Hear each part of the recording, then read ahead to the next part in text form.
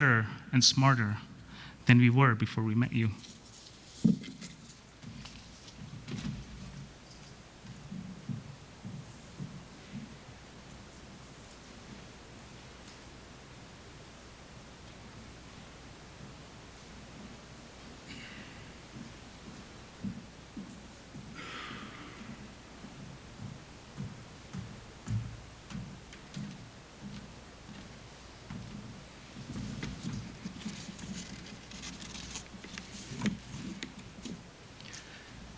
In living these memories of Shahab and being present with all of you, listening to Noah's memories of Shahab as a scholar, and the way in which Nora has organized this program, I just love the way the discursive, sentence level material is then interspersed with poetry, because that is really what Shahab was. He was a master of both. He was a master of analysis and a master of synthesis. And in my mind, though, I would term Shahab a poet. And poet in the real meaning of the Arabic word asha'ir, who created shi'r, and in the definition of poetry that he gives in his book, What is Islam?, citing Ghalib, that, oh brother, poetry is the creation of meaning. So I think in terms of using his analytical tools and also in being able to use an image to bring so much across, Shahab really was a creator of meaning in whatever he did. And one of his favorite poets, and I think perhaps he was his favorite for many reasons, was a fairly contemporary Pakistani poet, Faiz Ahmed Faiz, who died in 1984. And I think Faiz brought the kind of erudition that Shahab had to bear on contemporary world. You know, he wrote classical poetry, contemporary poetry in free verse, and also was very politically in tune to the suffering of others. And Shahab translated a lot of Faiz in his first article about Palestinian poetry written in support of Palestine. The poem I'm going to read today, though, from Faiz Ahmed Faiz, is a love poem. And I'm going to read it in Urdu first, and in his Shahab's translation afterwards. And I'm told by Nora that this was one of the poems that he would send around to a lot of his friends. As he would translate things, he would send them over, but this poem made a lot of rounds, so here's to you, Shahab. तुम न आए थे तो हर एक चीज़ वही थी कि जो है, आसमां हद्दे नज़र, राह गुज़र, शीशाए मैं, और अब शीशाए मैं, राह गुज़र, रंगे फलक, रंग है दिल का मेरे खूने जिगर होने तक, चंपई रंग कभी राहत दीदार का रंग, सुरमई रंग के है साथ बेजार का रंग, जर्द पत्तों का खसोखार का रंग, सुर्ख फूलों का दहकते हुए गुलजार का रंग, जहर का रंग, लहू रंग, शबे तार का रंग, आसमां राह गुज़र, शीशा में, कोई भीगा हुआ दामन, कोई दुखती हुई रग, कोई हर लहज़ा बदलता हुआ आईना है। अब जो आए हो तो ठहरो कि कोई रंग, कोई रुत, कोई शय एक जगह पर ठहरे, फिर से एक बार हर एक चीज़ वही हो के जो है, आसमां हद्दे नज़र, राह गुज़र, शीशा में। You had not come, and everything was that which it is. The sky, the end of sight, the road, a road, a glass of wine, a glass of wine. And now, the glass of wine, the road, the color of the heavens, are the colors of my heart, are the colors of myself. A golden color sometimes, the color of the sunlit moment of meeting. Sometimes the clouded gray of the hours of indecision. Sometimes the color of faded leaves, of fallen wood, of thorns. The color of scarlet petals in a flower garden blaze. The color of poison, blood color, night black. The sky, the road, a glass of wine, are a skirt wet with tears, an aching vein, and every moment changing mirror. Now that you have come, stay a while, so that some color, some season, some anything may stay in its place, so that once again Each thing may be what it is: the sky, the end of sight, the road, a glass of wine, a glass of wine.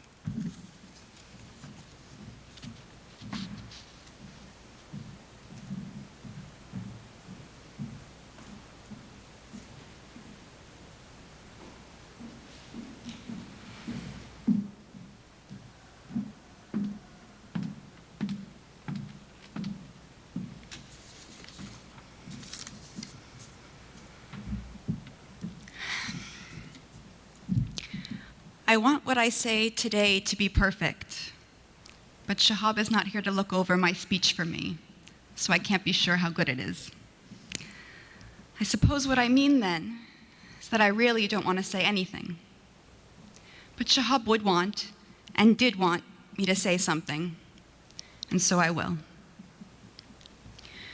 I know he wanted me first to tell you all how much more he had to say and how much more he had to do.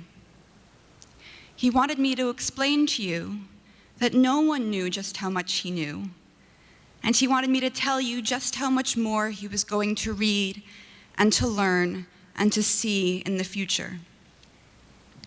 He wanted me to say, it seems, that although he could not say these things for himself, even in life, or show them to you himself, even in life, it doesn't mean that they weren't or wouldn't be there.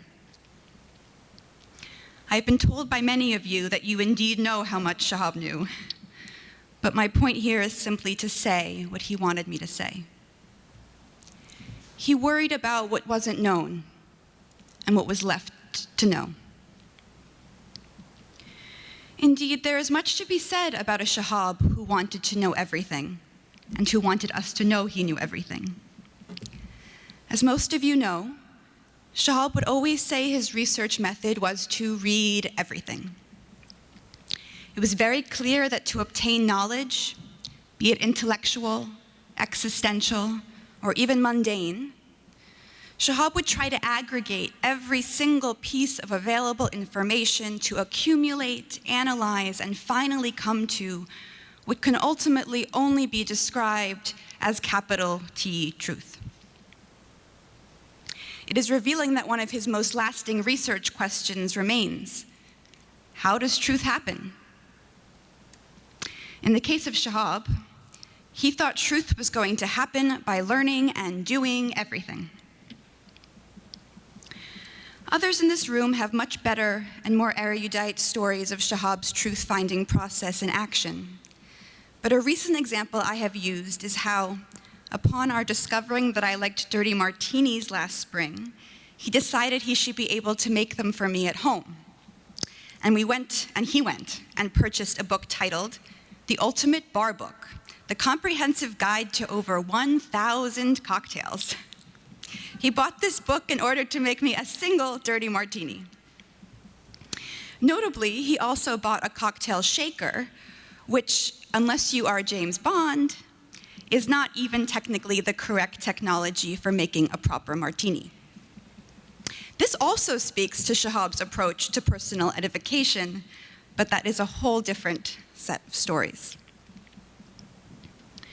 Shahab's process of intellectual and existential aggregation rendered him always searching, always learning, always reaching, always trying, often dissatisfied, and at times despairing. It is likely that many, if not all of you, recognize these traits. The rest of us here know that it is not possible to aggregate and analyze all the information or experience of the world. But Shahab tried anyway. Indeed, he got closer than anyone I know or will know, and I will miss him desperately for that. And this is what he wanted everyone to know, that he knew a lot, and he was going to know more. And so when cancer came, Shahab kept learning. He learned, of course, about his disease and what every tablet and test would accomplish. He learned about every doctor and nurse who treated him, speaking in Arabic to the ones who spoke Arabic, and about Ghana when his nurse was Ghanaian. he was able to connect with everyone about something. But what struck me most about Shahab's reaction to cancer was not this normal attempt to aggregate and analyze all information ever, but rather the new answers. He developed some of his oldest questions. How does truth happen? When does it happen? Where does it happen? Why does it happen? It is evident that Shahab had started to think about the truth differently before he became sick. The existential predicament of what is Islam is not the same as the existential predicament of the Satanic verses. The book itself represents the personal working through of a, quote, meaning-making for the self that I know we are all grateful he attained before his death. It was evident also that he saw in me signals of a new order, a new existential geometry. And yet it was not until this summer that I saw in Shahab the bare-faced recognition of a capital T truth. Over the course of nearly 3.5 months at Brigham and Women's Hospital, the place where I was born, the place where we were married, and of course the place where Shahab eventually died, I watched Shahab develop an unbelievable clarity and a profound understanding. I saw him switch from the anxiety of searching and aggregating to the serenity of knowing. I saw him accept, with his brain, body, and soul, that in fact he had already found what he had been looking and looking and looking for. And he knew this summer that whatever he did from that point onwards, he would be okay, because he had aggregated everything, and it was one thing. Shahab was unable to speak the last few days of his life, but just before he lost this ability, he was talking to me about just this point. Because I am an incorrigible archivist, I asked him later that day to tell my iPhone voice notes what he had been saying earlier about truth. He told me then, I only know one truth, and that truthfulness is a feeling, and that feeling is I love you. I love you. That's the one thing I know. And so for Shahab, truth happened. I have to find peace in the fact that he died knowing he had found what he was so desperately searching for.